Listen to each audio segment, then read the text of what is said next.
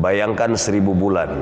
1000 bulan kalau dikalikan tahun, dibagi tahun, itu sama dengan 83 tahun. Ketika kita membaca Al-Quran bertepatan pada malam Al-Qadar, maka Allah berikan nilai kebaikan lebih baik daripada membaca Al-Quran 83 tahun. Subhanallah. Ketika kita bersedekah pada malam Al-Qadar, ketika kita melaksanakan sholat pada malam Al-Qadar, maka Allah berikan kebaikan yang luar biasa. Ada beberapa hal yang perlu kita ketahui tentang Lailatul Qadar. Lailatul Qadar Lailatun syarifatun. Yang pertama, Lailatul Qadar itu merupakan malam yang mulia. Lailatun mubarakatun. Lailatul Qadar adalah malam yang diberkahi Allah. Lailatun mu'azzamatun, malam yang diagungkan oleh Allah. Lailatun mufaddalatun, malam yang diberikan keutamaan oleh Allah Subhanahu wa ta'ala. Jadi malam Qadar itu malam syarifatun, malam mubarakatun, malam mu'azzamatun, malam mufaddalatun. Musyarrifah, syarifah, mubarakah, mu'azzamah, dan mufaddalah. Kemuliaannya luar biasa. Kemuliaan Lailatul Qadar, keberkahan Lailatul Qadar, keagungan Lailatul Qadar dan keutamaan, turja ijabatud du'ai fiha, yang besar sekali harapan kita agar doa-doa di malam Al-Qadar dikabulkan Allah Subhanahu wa ta'ala. Sungguh merugi apabila kita melewatkan Lailatul Qadar tanpa ada nilai kebaikan. Oleh karenanya, keutamaan Lailatul Qadar afdhalu layali hatta lailatul Jumat, lebih utama dibandingkan dengan keutamaan malam Jumat. Ketika Sayyidina Abdullah ibnu Abbas ditanya, wama khairul ayyam, hari apakah hari yang paling baik, malam apakah malam yang paling baik, Abdullah ibnu Abbas menjawab Lailatul Jumat, malam Jumat. Ternyata Lailatul Qadar jauh lebih hebat dibandingkan dengan malam Jumat. Turja ijabatad du'a, sangat diharapkan dikabulkannya doa-doa kita. Maka salah satu agenda yang harus kita sampaikan kepada Allah, berdoa pada malam Al-Qadar. Perbanyak doa, dan doanya diutamakan doa-doa yang mahal-mahal. Apa doa yang mahal? Satu, minta hidup istiqamah dalam ibadah. Yang kedua, ketika wafat husnul khatimah. Apalah artinya hidup di dunia ini Allah berikan harta kekayaan yang melimpah, kedudukan yang strategi, popularitas, tapi Allah tidak berikan keistiqomahan dalam ibadah. Apa artinya kita melaksanakan amal soleh kalau di akhir kehidupan tragis, malah kita jadi su'ul khatimah? Kita mohon kepada Allah agar hidup istiqamah ibadah dan wafat husnul khatimah. Jamaah rahimakumullah, Rasulullah sallallahu alaihi wasallam bersabda di dalam hadis yang diriwayatkan oleh Imam Bukhari dan Muslim, man qama lailatal qadri imanan wahtisaban ghufira lahu ma taqaddama min dzanbih. Barang siapa yang salat pada malam Al-Qadar, maka Allah Subhanahu wa ta'ala ampuni dosa-dosa yang pernah kita lakukan. Jadi apapun dosa yang pernah kita lakukan, apabila kita sholat pas pada malam Al-Qadar, Allah ampuni dosa-dosanya kecuali satu dosa hak adami. Dosa yang berhubungan dengan sesama manusia itu tidak bisa dibasuh hanya dengan sholat pada malam Al-Qadar. Harus ada i'tidar, artinya harus saling melepas, yang diisi dengan istihlal dan istirda. Istihlal maksudnya kalau yang berhubungan dengan hak-hak orang lain minta dihalalkan, kalau tidak dihalalkan harus dibayar, ya bayar. Istirdo minta diridhokan apabila ada kata-kata kita, sikap kita, perilaku kita yang tidak berkenan, maka tidaklah mudah untuk mendapatkan ampunan atau pemaafan dari dosa yang berhubungan dengan sesama manusia. Hebat kan mau Lailatul Qadar, ibu-ibu sujud dulu di pangkuan sang suami. Waduh, mangkaning sabara malam dah 21, 23, 25, 27, 29. Atuh engkewe sakalian lebaran. Nah urang mah da kitu kulantaran biasana oge hahampuraanna teh dina lebaran hungkul. Matak dina lebaran mah ceuk barudak teh bener cenah siga pisurgaeun si mamah jeung si bapa, silih hampuraan. Bapa mengakui kesalahan, ibuna oge mengakui kesalahan, di mana situasi seperti itu tidak ditemukan kecuali di hari raya. Biasa kan kalau di luar hari raya mah justru yang ada saling menyalahkan dan saling mengklaim, nu alus cek salakina, nu alus cek pamajikan, tapi khusus di hari raya Idul Fitri mah dua-duana mengaku kesalahan. Mama hapunten, bapak mama oge sami, bla bla bla. Alhamdulillah. Tapi hebat kalau memang mau kita meraih ampunan dari Allah di malam Al-Qadar, sebelum berangkat ke masjid, istri meminta maaf kepada suami, suami memaafkan, atau suaminya yang minta maaf kepada istri. Tapi ulah kieu rek ka masjid minta silih hampuraan jeung salaki jeung pamajikan, balik ger teh pasiap teu pirage kunci telat. Suaminya berzikir dulu atau istrinya berzikir, ari salakina atawa istrina geus nagogoe di depan pintu. Kakarake tadi rek init ka masjid silih hampuraan, balik di masjid malah papaseaan. Rek kumaha ceuk malaikat moro geus dicatet rek dihampura, dosa ieu nyieun deui wae dosa. Tidak begitu. Dosa yang tadi diampuni, kalau ada dosa baru ya lain cerita. Itu judul baru. Judul baruna kumaha nu tadi dihampura nu ieu nyieun deui dosa. Jadi geus mandi kokotoran deui. Ghufira lahu ma taqaddama min dzanbi. Yang kedua, kecuali dosa-dosa yang disebut dengan dosa besar, itu harus melalui taubatan nasuha. Bayangkan malam Al-Qadar diampuninya dosa. Kemudian Rasulullah sallallahu alaihi wasallam kalau ada pertanyaan sholat apa yang dimaksud, Rasul tidak mengkhususkan amalan sholat di malam Lailatul Qadar. Hanya Rasul lebih memperbanyak rakaat sholat pada malam Al-Qadar.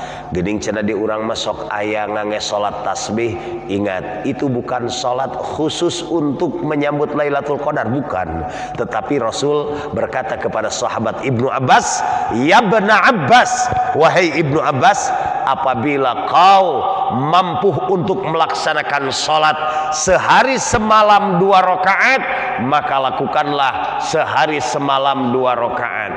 Kalau tidak bisa melakukan setiap sehari semalam 1 kali, seminggu sekali. Kalau tidak bisa, sebulan sekali. Kalau tidak bisa, setahun sekali. Kalau tidak bisa, seumur hidup sekali." Sholat yang dimaksud adalah sholat tasbih.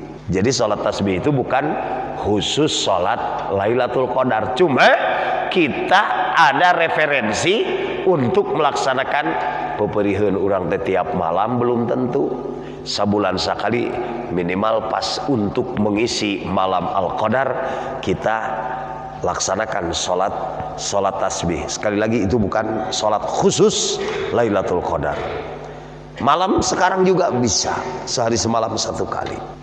Kemudian perbanyak taubat, perbanyak sedekah, dan perbanyak i'tirafuz dzunub, mengakui atas segala dosa-dosa dan kesalahan. Inilah yang difirmankan Allah, hasibu anfusakum qabla an tuhasabu. Muhasabahlah diri kamu sebelum dihisab. Dalam hadis yang diriwayatkan oleh muttafaq alaih,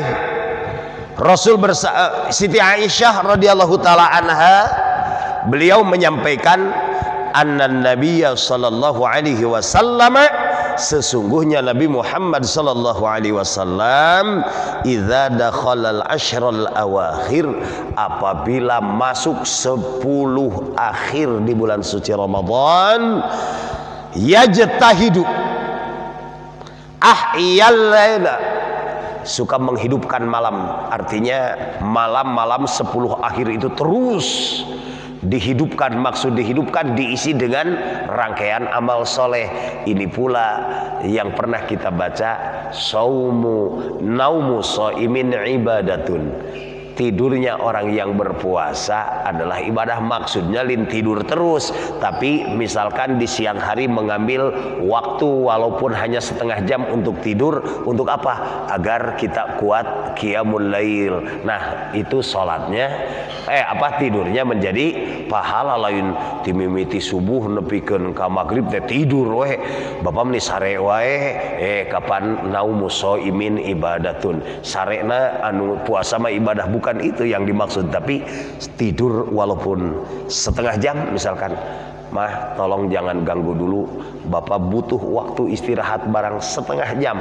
Pak, minta izin bapak, ingat setengah jam akan mama pergunakan untuk Qoilulah itu tidur sebentar di waktu siang, agar kita mampu bangun di waktu malam untuk melaksanakan sholat. Itu yang dimaksud dengan naumu shaimin ibadatun. Kemudian wa aiqadha ahlahu, membangunkan keluarganya. Jadi bukan hanya kita yang sudah tua-tua, ajak anak-anak kita yang sudah kuat sholat.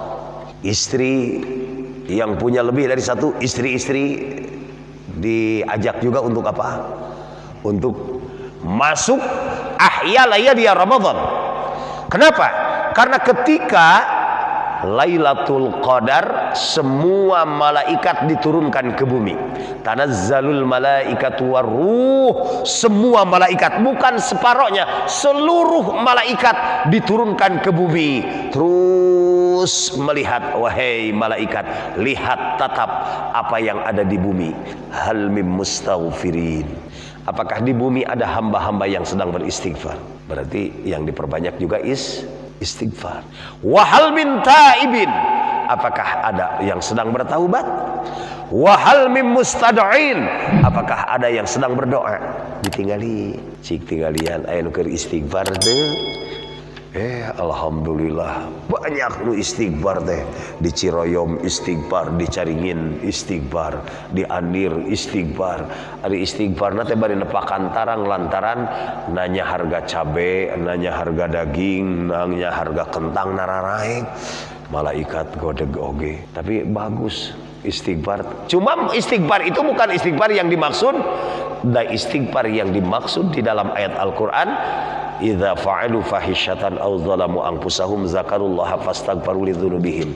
Ketika teringat kepada dosa, ingat kepada Allah, lalu mohon ampun kepada Allah Subhanahu wa taala. Wa may yaghfiru dzunuba illallah, tidak ada yang mengampuni dosa selain Allah Subhanahu wa taala. Wa hal min taibin, apakah ada orang yang sedang berusaha taubat? Taubat itu kembali kepada jalan yang benar, karena manusia terlahir ke dunia terlahir dalam keadaan suci, ingin mengembalikan jati diri kita kepada bersihnya atau fitrahnya jiwa. Kemudian wahal mim mustad'in, lihat apakah ada orang yang sedang berdoa, maka semua akan aku kabulkan, kata Allah Subhanahu wa taala. Aiqadu ahlahu alladzi yutiqu saghiran wa kabiran, keluarga yang masih kecil ataupun yang sudah besar.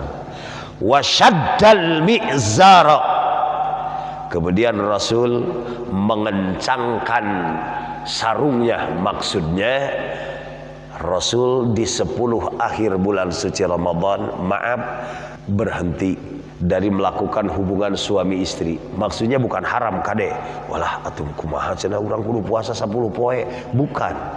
Yang dimaksud adalah tidak melakukan aktivitas yang sekiranya akan mengganggu kehusyuan ibadah di 10 akhir bulan suci Ramadan.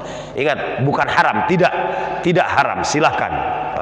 Atau cenah mungpang-mungpeng sakali leuwih alus tibatan 1000 bulaneun.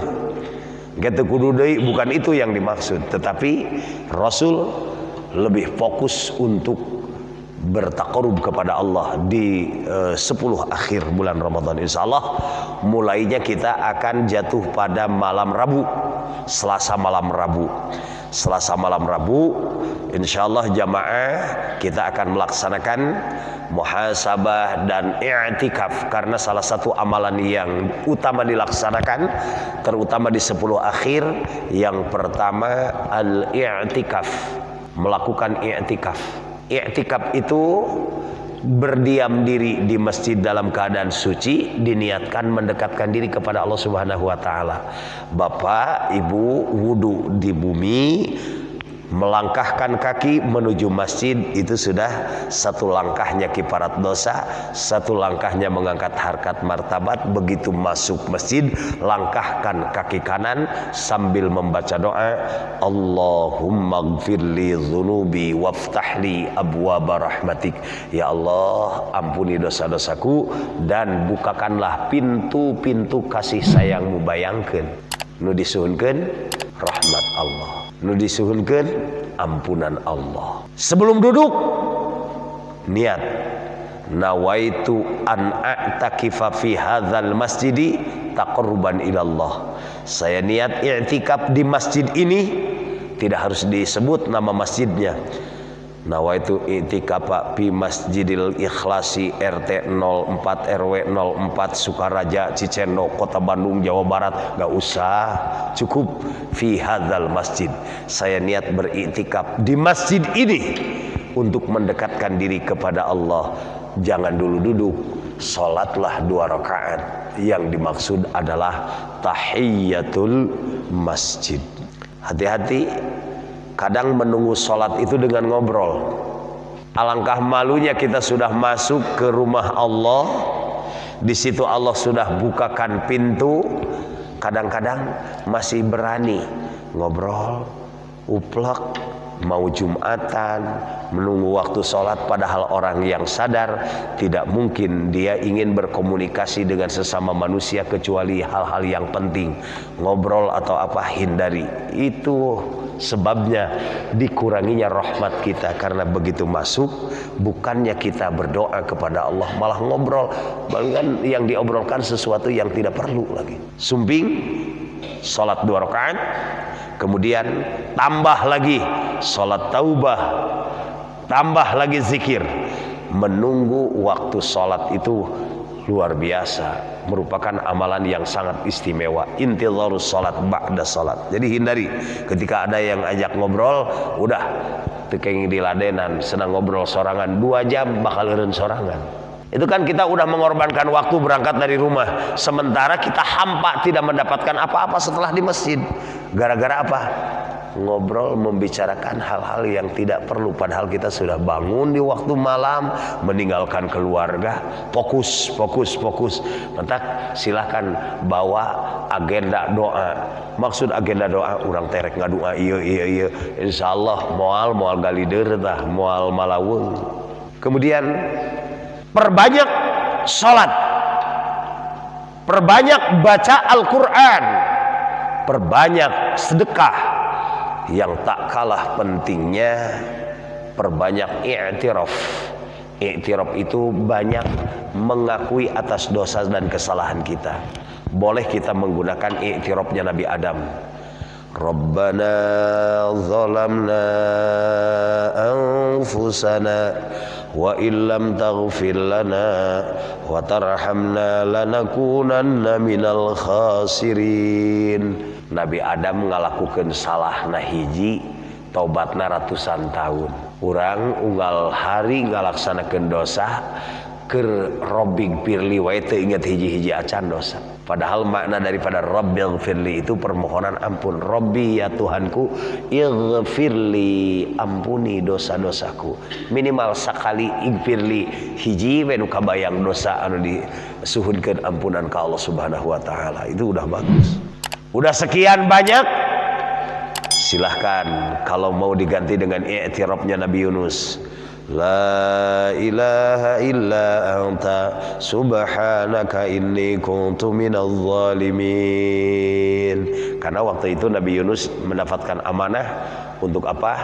Untuk berdakwah di tengah kaum, ngan kaum bardegong. Nabi Yunus juga manusia, ada rasa kesal, lari naik ke perahu, ternyata oleng perahunya, dan ketika diundi yang harus dilempar ke lautan itu Nabi Yunus. Apa artinya?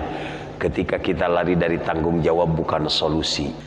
Boga bapak atau orang jadi bapak nu kadang-kadang lamun lieur-lieur urusan di imah leose kade bisa dihukum siga Nabi naon? Nabi Yunus. Justru kita punya tanggung jawab. Banyak permasalahan dalam kehidupan jangan dihindari tapi hadapi. Tah heug teh urang teh pernah meninggalkan tanggung jawab dan kewajiban. I'tiraf la ilaha illa anta subhanaka inni kuntu minadh zalimin. Atau i'tirafnya Nabi Ibrahim alaihi wassalam, hasbiyallah wa ni'mal wakil, ni'mal maula wa ni'mal nasir, wala haula wala quwata illa billahil aliyil azim. Insyaallah mungkin nanti panduannya kita bagikan pada malam Al-Qadar. Maksudnya itu hanya panduan bagi mereka yang, bagi para jamaah yang belum punya susunan sebagai untuk keseragaman saja. Kalau memang tidak nyaman dengan i'tiraf atau zikir-zikir yang ini, silahkan cari zikir-zikir yang sekiranya bisa memantapkan hati. Itu aja. Intinya manfaatkan malam-malam istimewa, jangan sampai terlewatkan. Ajak keluarga, ajak. Mudah-mudahan bisa sampai akhir. Da gogodana deh. Malam 2 hiji mah rada rempeng keneh. 23 tuluh, 25 kamana, 27 geus ngabrul mararudik eta mah. 28. Nah, mudah-mudahan kita mah bisa mengisi 21, 23, 2. Kenapa? Karena Nabi Muhammad sallallahu alaihi wasallam beliau mengatakan Lailatul Qadri sab'u wa ishrina. Kebanyakan Lailatul Qadar itu pada tanggal 27, malam 27. Artinya apa? Malam-malam ganjil. Walaupun bisa saja terjadi Lailatul Qadar itu datang pada malam genap. Lalu bagaimana tanda-tanda terjadinya Lailatul Qadar? Wa amma alamatuha, tanda-tanda terjadinya Lailatul Qadar, fal masyhur ma dzakarahu Ubay bin Ka'ab. Tanda-tanda terjadinya Lailatul Qadar yaitu pernah digambarkan oleh sahabat Rasul yang bernama Ubay bin Ka'ab.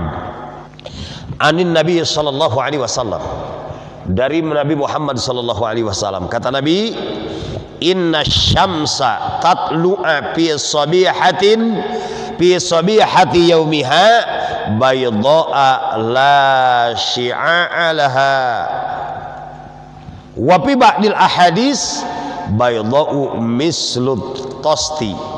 Artinya gini, sesungguhnya matahari terbit pada subuh terjadinya Lailatul Qadar, bayda'a, kelihatannya tidak terlalu kuning tetapi putih terang, la sya'alaha, tapi tidak ada sengatan yang panas. Artinya terang tetapi teduh.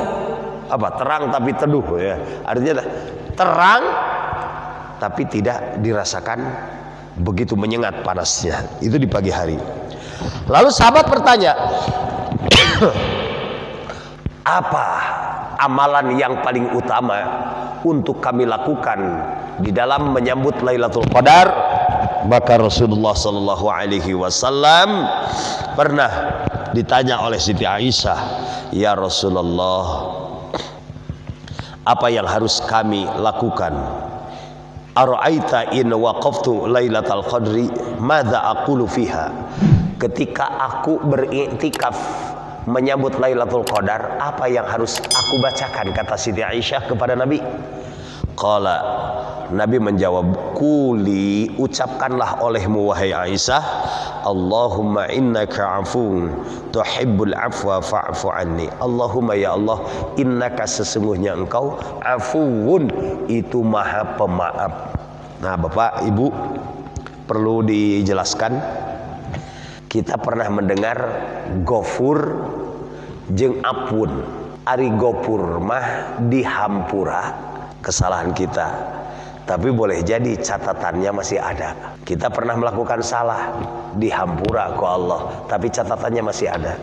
Kalau afun, bukan hanya diampuni, tetapi bekas catatannya pun dihapus oleh Allah Subhanahu wa Ta'ala.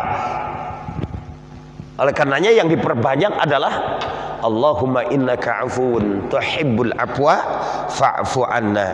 Mudah-mudahan kita dapat melaksanakan bersama-sama sepanjang malam-malam ganjil, dan insyaallah kita semua berdoa mudah-mudahan Allah memberikan kesehatan, kekuatan, keberkahan, dan utamanya keistiqomahan kita dalam melaksanakan ibadah.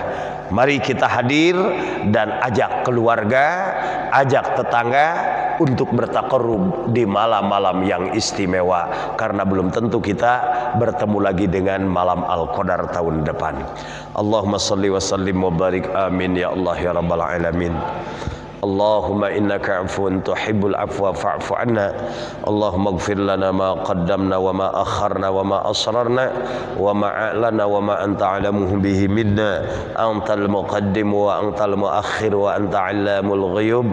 Allahumma taqabbal minna a'malana salatana wa siyamana wa qiyamana wa ruku'ana wa sujudana wa takhashu'ana wa ta'abbudana wa tammim taqsirana taqabbal ya rabbal alamin. Allahumma balighna al-hajj wal umrata waz ziyarah fi 'ami hadza fi kulli 'am bi fadlika wa karamatika ya arhamar rahimin. Allahumma hassil maqasidana wa yassir umurana umurad dunya wad dini wal akhirah. Allahumma qdi anna ad-dain warzuqna ba'da ad-dain.